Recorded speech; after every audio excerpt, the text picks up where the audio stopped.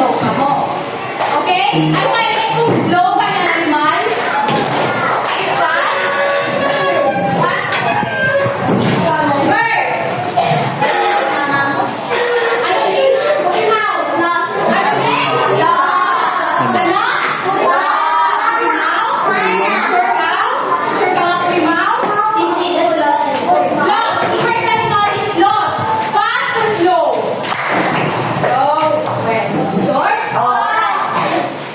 Very good.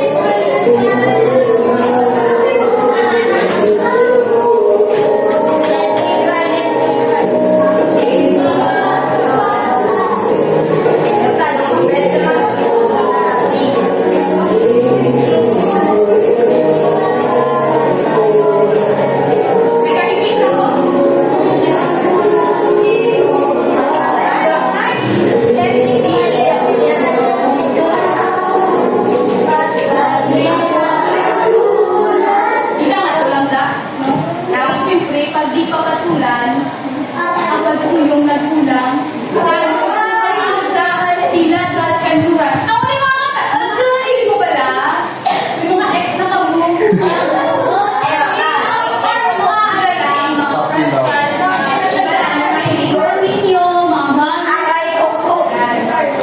So kung ano na nun, yung sa tuwa ka kanta, ano na lang isa sa tuwa ka kanta? Masakit! Ano naman siya namin sa kanta? Yes, ano pagit? May akayaan na rin kayo sa kanta? May akayaan na rin kayo sa kanta? May apakakabalik sa katasungkol sa kanta. Ano siya kasi ko po na?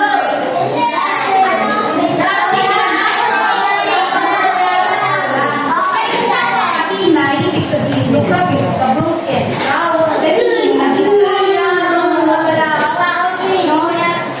So, what you have heard is what we call the tempo of the music. It varies. Everybody please tempo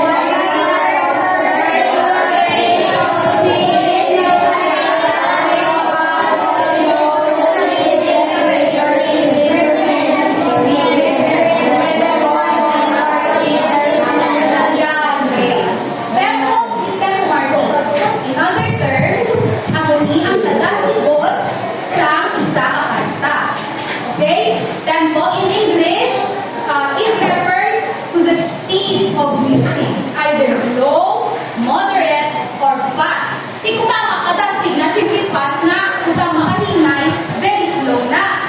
So, ginagamit natin ini, the importance of tempo is to determine the feeling sa kanta. Tipong hinay kanta, subok na siya. Kung nasigaw na disco na nasigaw na.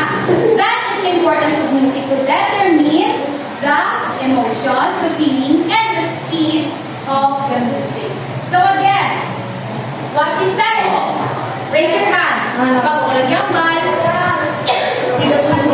Speed of music. O, sino ka? What is tempo?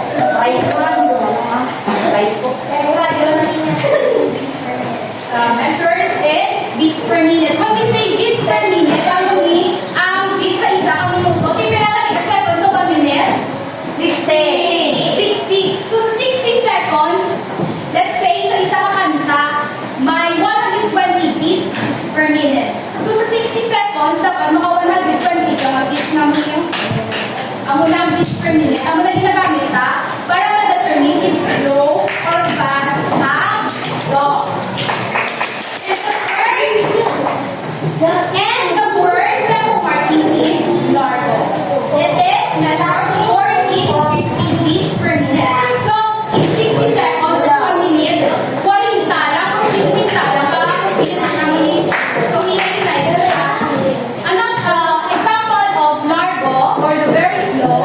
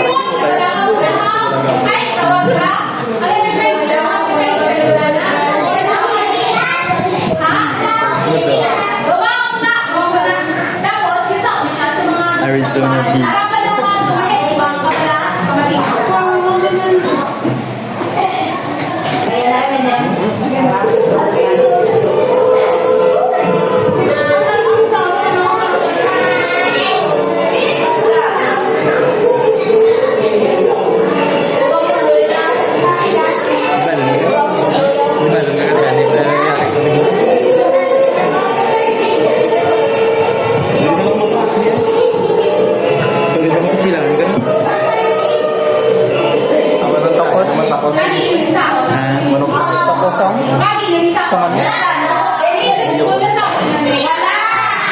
Kuya! Ay, wala pa. Ang ganito sa akin. Hindi na. Sa akin. Susunod. Kasi ikaw nakasama mo rin ang kanta. Relax lang po. And so, sino next? Ay, kuya, sila ba yung mga ako naman? Wala pa ako sa school. Pinatali lang mag-high school. Yung mainit dito, kumaling sa school. Why not? Sabi ko, sino nakapag sa mga kanta? Sino wala? Ito ba ba? Sino ay, mga ano, diba? Ay, hindi ako basta wala ka na kaya. So again, we watch it is fast and lively. Fast and lively. So yeah, sunod. And if we fast and lively, very fast. Alam ba lang mga kasi, hindi siya. And it is all one. Presto. Again. Presto. Presto. Very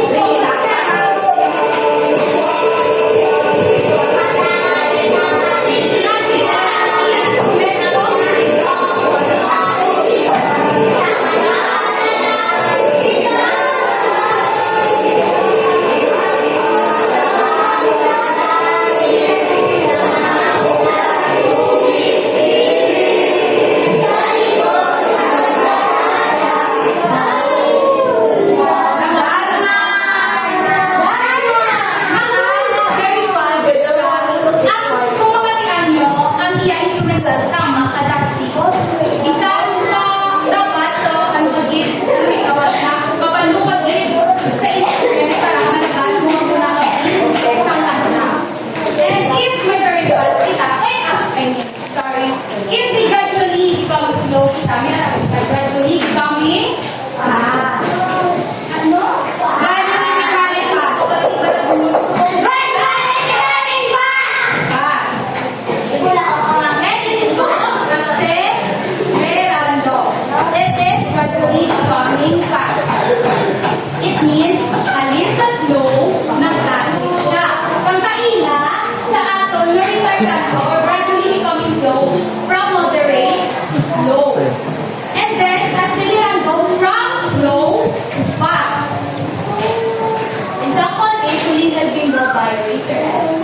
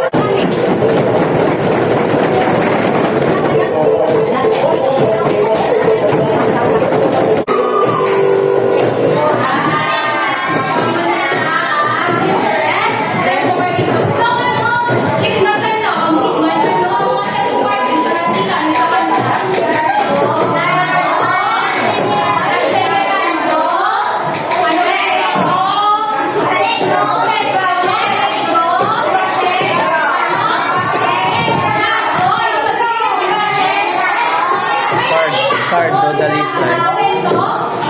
Wala. How about Atlante? Wala. How about Retardando? Retardando? Wala. Nasa last pa lang Retardando. Sa very last na may ara. What about Umirara? Wala. Alegro? Wala. Imante? Presto? Celebrando? Now, our last activity natin, music. Okay, what music, and then you will give the answer if Largo Challenge o Andante, Fernando, Moderato, Lego, Vivace, Fredo, or Accelera.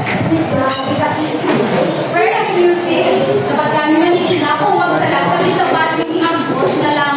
Okay, ano ang tempo service?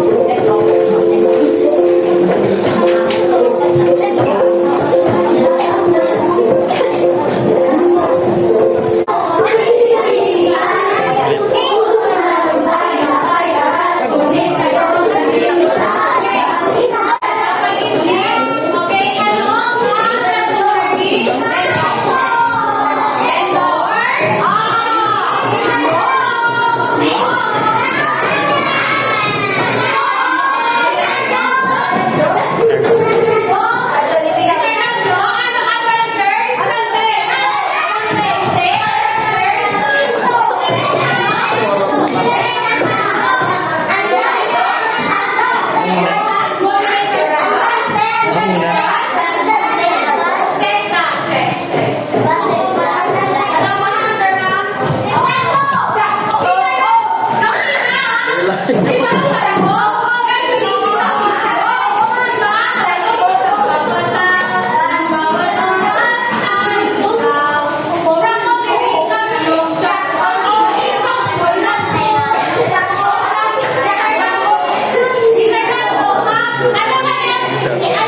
Sweet sound music na ikaw, may Constantino. Gradually becomes slow or?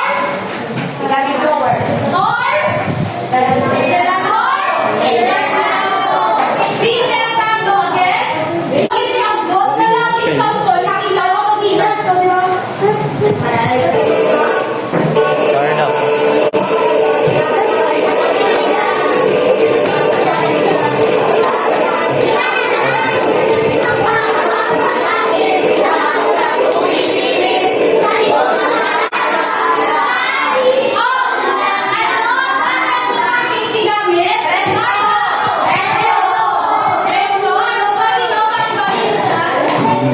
Presto, Allegro,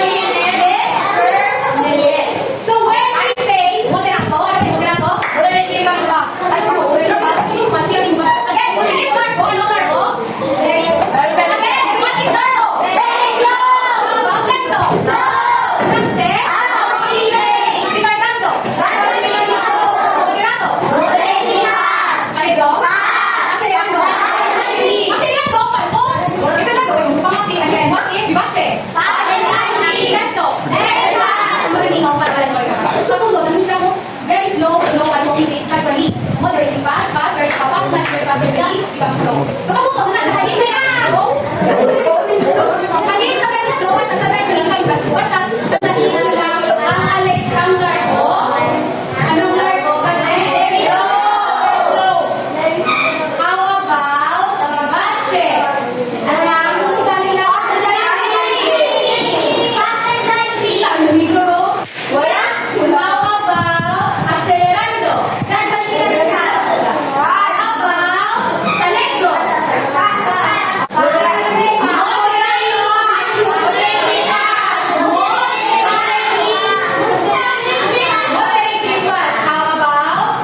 Vivace? How about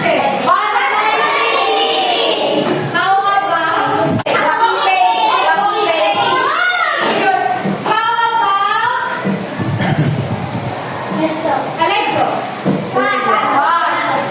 Ready? Nakamusta ka na test ka?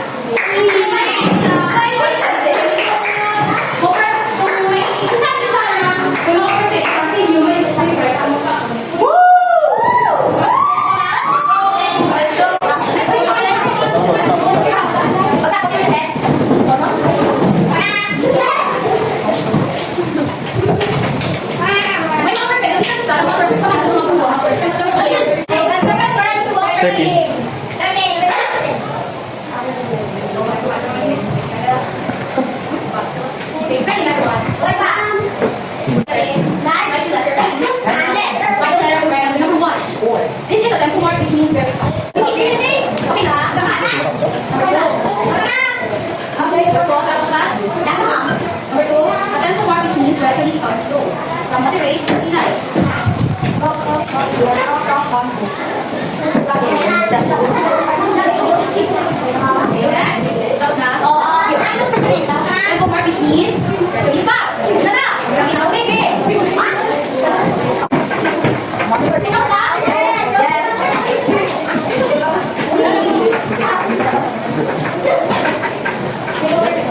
Okay na? Please pass the papers. Ay, dito ko. Ano na yun? Dito. Okay,